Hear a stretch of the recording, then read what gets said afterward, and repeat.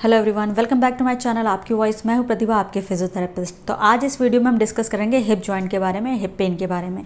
तो आज मैं आपको बताऊंगी हिप पेन के बारे में, हिप पेन के कॉजेज़ के बारे में एंड उसकी ट्रीटमेंट के बारे में। देखिए, ये वीडियो थोड़ा स्पेशल इसलिए है कि मैं वो ट्रीटमेंट बताऊंगी जो कि आपको सीक्वेंस वाइज करना है। सीक्वेंस वाइज मीन्स मैं हमेशा मोबिलाइजेशन को फर्स्ट प्रायोरिटी देती हूँ, तो डेफिनेटली फर्स्ट मोबिलाइजेशन बताऊंगी आपको कैसे करनी है, देन हिप आइसोमेट्रिक कैसे करनी है, एंड थर्ड हिप स्ट्रेचेस कैसे करने हैं। एंड मोस्ट इंपॉर्टेंट, बहुत लोगों को की ये शिकायत रहती है कि हम खुद को कैसे अपने हिप को खुद कैसे एडजस्ट करें, कैसे उसको फिक्स करें, कैसे क्लिक साउंड जो आता है, तो वो भी मैं आपको बताऊंगी। उसको हम हिप स्मैशिंग बोलते हैं, वो भी मैं बताऊंगी कि आप सेल्फ हिप स्मैशिंग कैसे कर सकते हैं। तो वीडियो को एंड तक जरूर। मैं थोड़ा सा ब्रीफ नॉलेज दे देती हूँ। हिप जॉइंट एक्चुअली जिसको आप कूल्हा कहते हो, जो साइड की हड्डियाँ होती हैं, या आप जिनको हिप या कूल्हे के नीचे की हड्डी बोलते हो, तो उनको हम हिप बोलते हैं।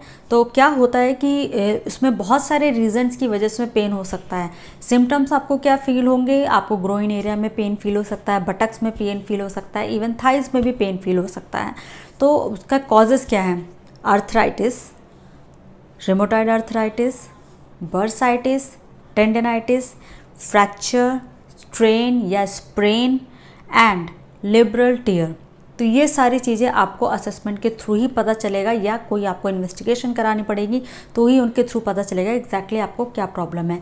बट जो मैं आज बता रही हूँ वो बहुत इंपॉर्टेंट है। इंपॉर्टेंट इसलिए है क्योंकि मैं आपको वो चीज़ बताऊँगी ताकि आप इन सारे प्रॉब्लम से दूर रह सको। Means mobilisation.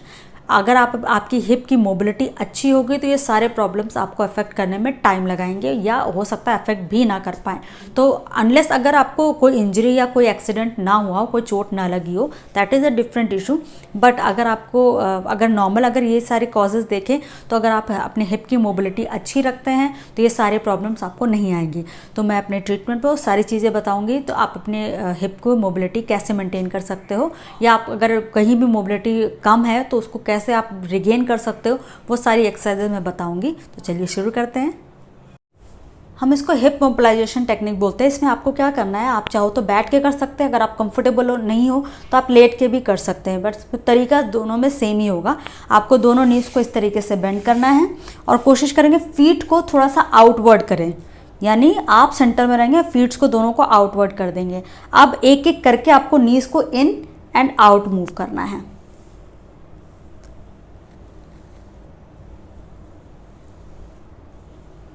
Ten to 15 repetition in one set and 2 to 3 sets in a whole day.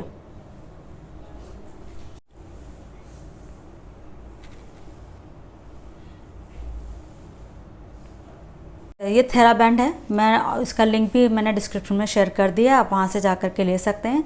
ये मुझे मीडियम साइज़ रेजिस्टेंस चाहिए, इसमें अलग अलग कलर के अकॉर्डिंग ही रेजिस्टेंस होता है मुझे, लेकिन मीडियम साइज़ चाहिए। तो इसमें आपको क्या करना है, इस बैंड के थ्रू मैं बताऊँगी कि आप कैसे, जैसे मूवमेंट में भी आपको पेन अगर हो रहा है तो आप कैसे हिप में ट्रैक्शन दे करके, यानी थोड़ा सा खिंचाव दे करके फिर आप अपने मोबिलिटी को कैसे बढ़ा सकते हैं, तो वो मैं आपको करके दिखाऊँगी। इसमें जैसा आप देख रहे हैं, मैंने इस लूप को इस तरीके से दोनों लेग्स पे ऐसे फंसा लिया है, और किसी भी आप एक ऐसे सेंटर, चाहे आप बेड का कॉर्नर ले सकते हैं, अगर आपके पास डोर का एकदम कॉर्नर हो जहाँ पे आप नॉट को बांध सकते हैं, या आप लूप भी खरीद सकते हैं, उसका भी लिंक मैंने शेयर किया हुआ है। अगर आपको लूप कंफर्टेबल हो तो आप लूप ले सकते हैं बैंड, वो ईजी होगा आपके लिए एक्सरसाइज करने के लिए। आपको क्या करना है, दोनों नीज पे ऐसे ही कर देना है। ये देखिए, मैंने जैसे आपको दिखा देती हूँ, ये चीज़ है, मैंने इस तरीके से अब इसको मैंने यहाँ पे इस तरह से कर लिया है, ठीक है, एडजस्ट कर लिया है, ठीक है। अब आपको क्या करना है, दोनों नीज को इस तरीके से बेंड करना है। तो क्या होगा, थोड़ा सा पीछे की तरफ इस तरह से लीन होना है। अब आपको यहाँ पे ट्रैक्शन फील होगा, थोड़ा सा खिंचाव महसूस होगा। तो जैसे हमने इससे पहले एक्सरसाइज की है हिप इंटरनल रोटेशन वाली, तो आपको वही करना है, आपको इन एंड आउट मूव करना है। अगेन जितना आप कंफर्टेबल हैं उतना ही मूव करिए। Do 10 to 15 repetition and then relax. So इस तरीके से 2 सेट्स करना है पूरे दिन में।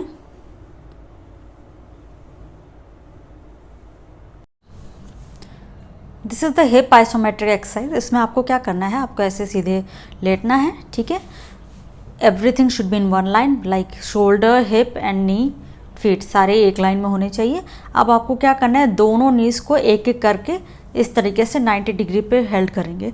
ठीक है, ऐसे कर लिया आपने 90 डिग्री पे, ये हो गया। अब आपको क्या करना है, ये दो ऐसे फिस्ट बनाने हैं। अगर आप फिस्ट नहीं यूज़ कर सकते तो आप कोई बॉल भी यूज़ कर सकते हैं, फुटबॉल साइज़ की बॉल दोनों नीज के बीच में रखेंगे, या फिस्ट आप लगा लीजिए इस तरीके से।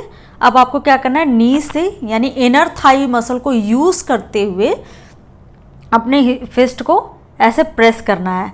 आप जब प्रेस करोगे आपको हिप से सारा एफर्ट जो होगा वह हिप से आएगा।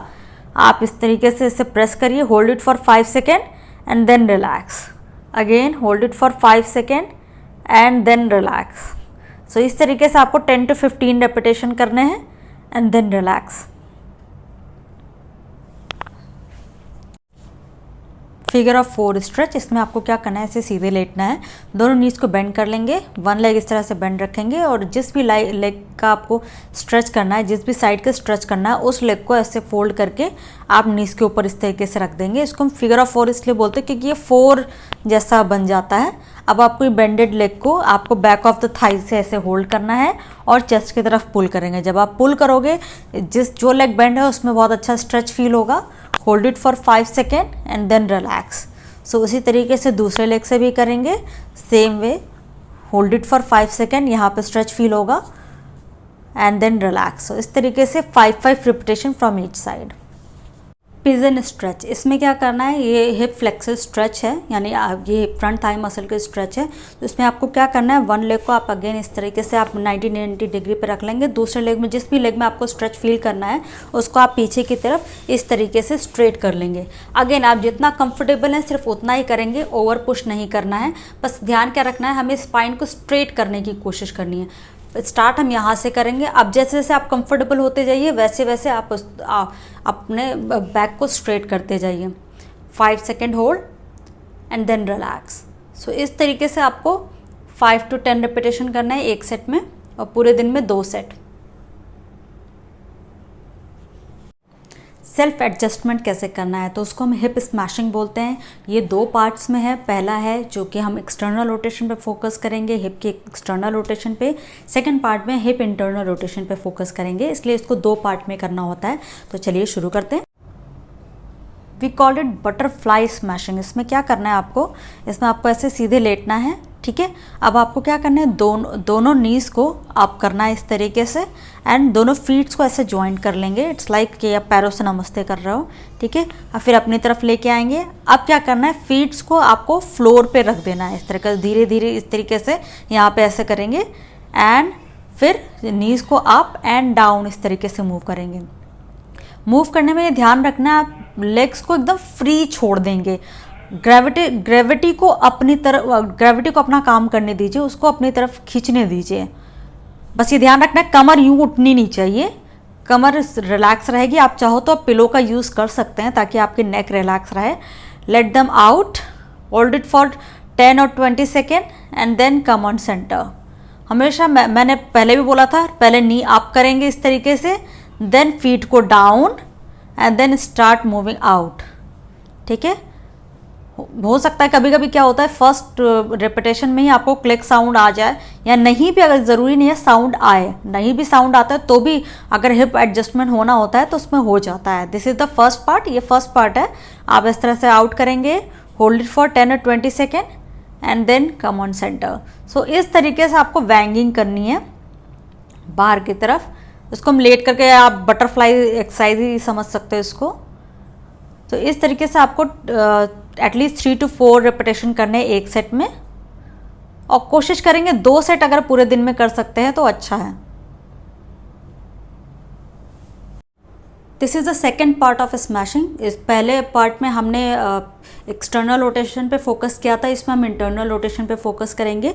मींस ये मैंने इस लेग को, दोनों ही लेग एक्चुअली 90 डिग्री पे होंगे। मींस हिप और नी मेरे 90 डिग्री पे हैं, इसमें मैंने हिप और नी को 90 डिग्री पे रखने की कोशिश की है। तो मेरा सारा स्ट्रेस जो होगा वो इस जगह पे आ रहा है, मेरे इंटरनल रोटेशन पे आ रहा है।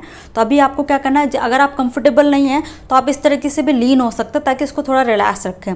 बस ये ध्यान, हमारा फोकस क्या होना चाहिए, हमें धीरे धीरे स्ट्रेट होना है। आप जैसे जैसे स्ट्रेट रखोगे अच्छा खासा स्ट्रेन यहाँ पे पड़ेगा, अगर पॉपिंग होनी होगी तो उसमें हो जाएगी। बट हमें ये ध्यान रखना, आप इसको एज अ मोबिलाइजेशन भी ले सकते हैं, आप एज अ मोबिलाइजेशन एक्सरसाइज भी इसको आप कर सकते हैं। तो आपको धीरे धीरे जैसे जैसे आप कंफर्टेबल होते जाओ आप स्ट्रेट होते जाएंगे। एंड अगर इसमें और भी ज़्यादा प्रोग्रेशन चाहिए तो आप हैंड को इस तरह रख करके, या आप हैंड को पकड़ सकते हो, या किसी चीज़ का आप सपोर्ट ले सकते हो, it could be anything, wall, chair, anything. आपको ऐसे फॉरवर्ड बेंड करना है। मैं हैंड को इस तरह से बोल रही हूँ क्योंकि क्या होगा, अगर आप हैंड इस तरह से रखोगे तो आपके गलती करने के चांसेस और भी कम हो जाते हैं। तो सिंपली आपको फॉरवर्ड बेंड करना है। मैं बहुत अच्छा स्ट्रेच यहाँ पे स्ट्रेच फील कर रही हूँ। Move forward and then come on centre. Again जब आप मूव फॉरवर्ड हो रहे हो तो होल्ड इट फॉर 10 और 20 second and then come on centre. So इस तरीके से आपको 3 रेपिटेशन करने हैं and 2 sets in a whole day. उम्मीद करती हूँ आपको मेरी सारी एक्सरसाइजेज अच्छे से समझ में आ गई होंगी, आपको इसमें कोई प्रॉब्लम नहीं होगी। एंड अगर आपको वीडियो पसंद आई हो तो लाइक करिएगा एंड सब्सक्राइब करिए अगर आपने मेरे चैनल पे न्यू हैं, और जिनको भी ज़रूरत है उनको शेयर भी करिए। एंड कमेंट में भी ड्रॉप करिए कि आपको वीडियो कैसा लगा, मेरे लिए भी अप्रिशिएशन होगा और मुझे अच्छा लगेगा आपका जो भी कमेंट होगा। एंड एक और रिक्वेस्ट है, आप जो भी आप चाहते हैं या जिस भी टॉपिक के बारे में आप जानना चाहते हैं तो आप कमेंट पे उसका वो टॉपिक ड्रॉप कर सकते हैं। मैं पूरी कोशिश करूँगी जल्दी से जल्दी उस टॉपिक पे वीडियो बनाने के लिए। तब तक के लिए bye bye, take care, keep moving and keep smiling.